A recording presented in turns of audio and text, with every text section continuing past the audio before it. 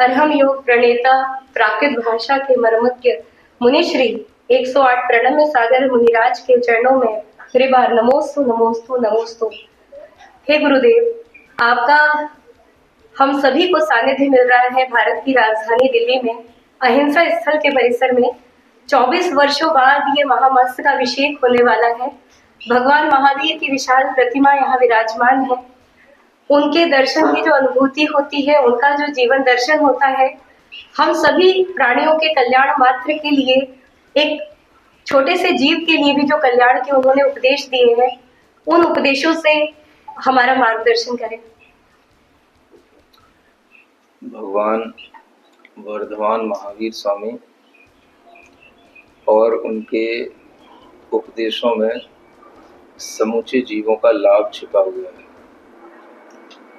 वर्धमान भगवान महावीर स्वामी ने जीव मात्र के कल्याण का हमें उपदेश दिया है और ज्ञान भी दिया है। इस संसार में जितने भी छोटे से छोटे जीव हो सकते हैं, उसके बारे में भी भरपूर जानकारी उन्होंने अपने उपदेशों में दी है, जो आज भी हमें जैन सिद्धांतों के ग्रंथों में उपलब्ध होती है। और जो हम सभी पंचेंद्रीय जीव होते हैं, बड़े मनुष्य जीव होते हैं, इन सब जीवों के हित के लिए भी उन्होंने जो अहिंसा और अपरिग्रह का जो सिद्धांत बताया है, ये सब हम जीवों के कल्याण का मार्ग है। और सबसे बड़ी बात उन्होंने कही कि अगर यह जीव अपनी आत्मोन्नति चाहता है तो यह बाहरी वस्तुओं की मूर्छा में, बाहरी वस्तुओं के एक अटैचमेंट में अपना जीवन खराब न करे। परिग्रह को जितना वह कम करेगा, उतना ही उसके अंदर अहिंसा का भाव बढ़ेगा। और हमारी यह आत्मा चेतना जो है वो अहिंसा स्वरूप है, परम ब्रह्म उस अहिंसा को ही उन्होंने कहा। इस तरह से उन्होंने सब जीवों के लिए बताया कि आप स्वयं भी जिए और दूसरे जीवों को कम से कम हानि पहुंचाते हुए आप अपना जीवन यापन करें। ये संभव नहीं है कि हम किसी भी जीव को हानि न पहुंचाएं और हम अपना जीवन यापन कर पाएं, लेकिन जितना कम से कम हो सके, एज मिनिमम एज पॉसिबल, जितना हो सके आप उतने हिंसा को कम करें। तो वह हिंसा जितनी कम होगी, सुख शांति इस दुनिया में उतनी अपने आप बढ़ती चली जाएगी। तो ग्लोबल पीस के लिए आज भगवान वर्धमान स्वामी के, महावीर स्वामी के इन उपदेशों की बहुत आवश्यकता है। और जिसे हर व्यक्ति जान रहा है वो एक उपदेश है, जियो और जीने दो, लिव एंड लेट लिव।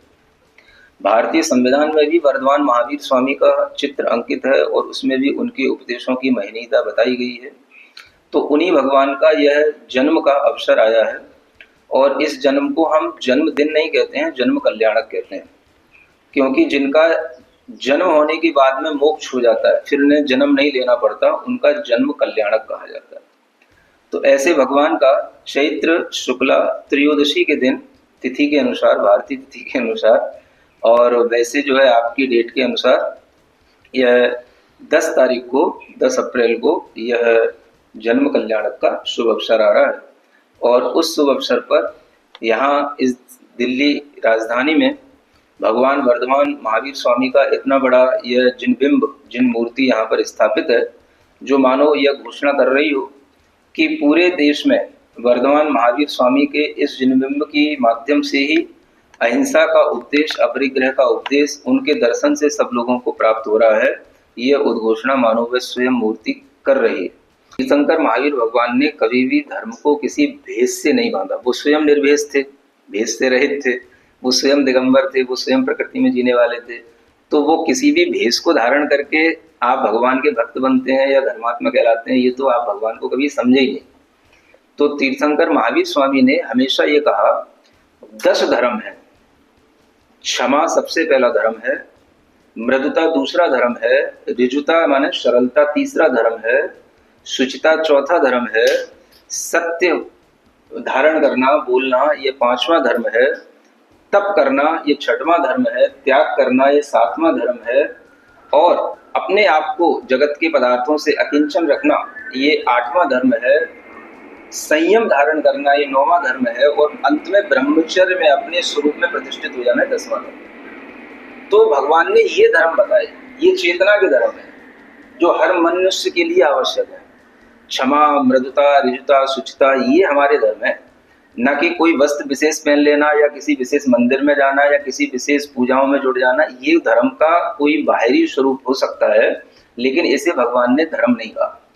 ये धर्म का बाहरी स्वरूप हो सकता है। तो आप इस भ्रांति से भी बाहर निकलें कि भगवान ने 10 धर्मों का लोक हित में ज्ञान दिया है और लोक हित के लिए लोगों को यही 10 धर्मों के ऊपर अपना फोकस करना चाहिए। न किसी ड्रेस पर, न किसी एड्रेस पर अपना कोई फोकस नहीं करना चाहिए। हर व्यक्ति को क्षमा की जरूरत है, हर व्यक्ति को संयम सत्य की जरूरत है और हर व्यक्ति को आज ब्रह्मचर्य की भी उतनी ही जरूरत है जितनी जरूरत उसको अपने जीवन चलाने के लिए खाने पीने की पड़ती है। ऐसा नहीं है। प्राकृत एक जन जीवन में आपस में बोली जाने वाली जो बोली है, उस बोली को ही प्राकृत कहा जाता है। प्राकृत माने सामान्य। जो सामान्य लोगों की भाषा है वो अपने आप में प्राकृत है। तो जिस किसी भी प्रांत विशेष में, जिस किसी भी प्रदेश में जो विशेष लोग अपने आप में उस भाषा को बोलते हैं, भगवान ने उसी भाषा में बोला। ऐसा नहीं कि भगवान सर्वज्ञ बन गए तो अब जैसे कुछ लोग पढ़े लिख करके बाहर से आ जाते हैं तो वो अपने घर में भी इतनी इंग्लिश बोलते हैं कि उनको लगता ही नहीं है घर वालों के कि भाई मेरा ही बेटा है या कुछ और है। तो भगवान इतना महान होकर के भी जन सामान्य की भाषा में बोले ताकि जन सामान्य को समझ में आए और जन सामान्य उनकी उस उपदेशों को ग्रहण करे। भगवान ने कहा भाषा महत्वपूर्ण नहीं है, भाव महत्वपूर्ण है।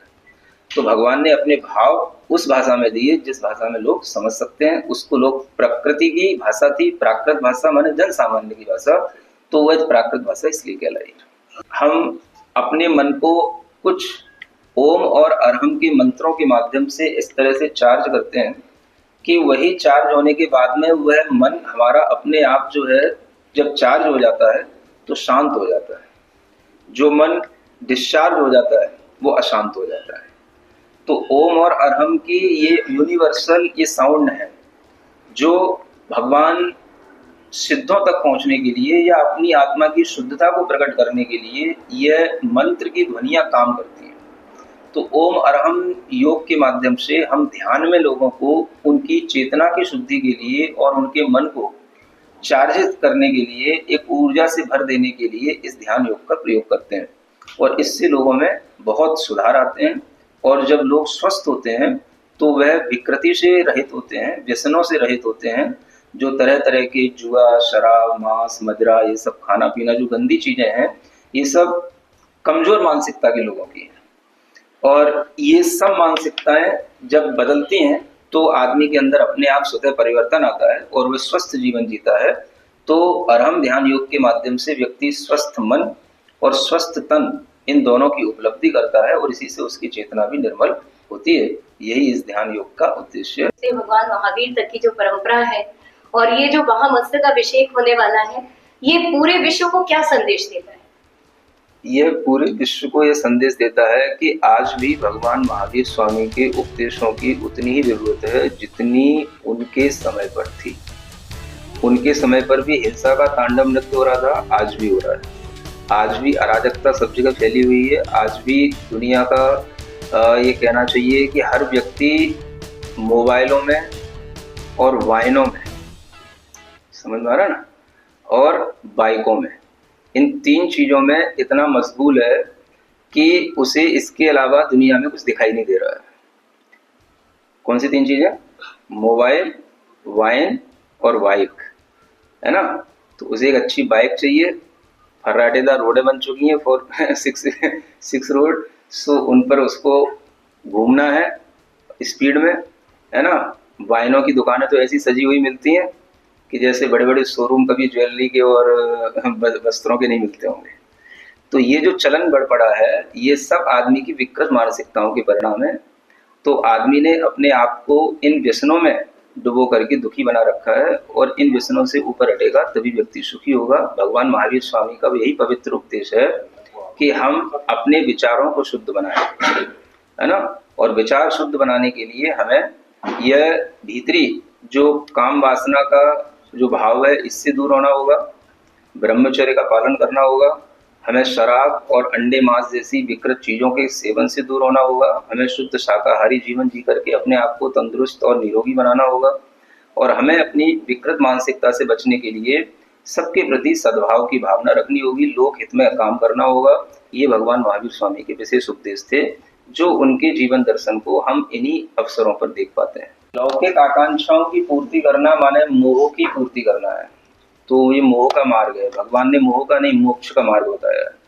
तो लौकिक आकांक्षाएं तो कभी आदमी की अपनी इच्छा से पूर्ति नहीं होती, वो भी तभी होंगी जब वह कुछ धर्म करेगा, बुरी चीजों से बचेगा।